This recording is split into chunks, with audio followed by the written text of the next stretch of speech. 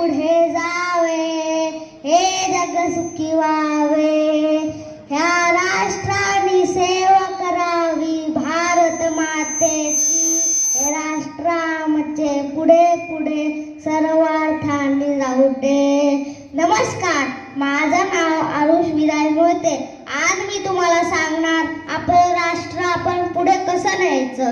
तर मित्रांनो, आपलं राष्ट्र आपण फक्त झेंडा फडकूनच पुढे नेऊ शकतो का? जे सैनिक आपल्या देशासाठी लढतात ते त्यांच्यामुळे राष्ट्र पुढे जातं का? तर मित्रांनो, नाही. ह्याचा एकच ऑप्शन आहे.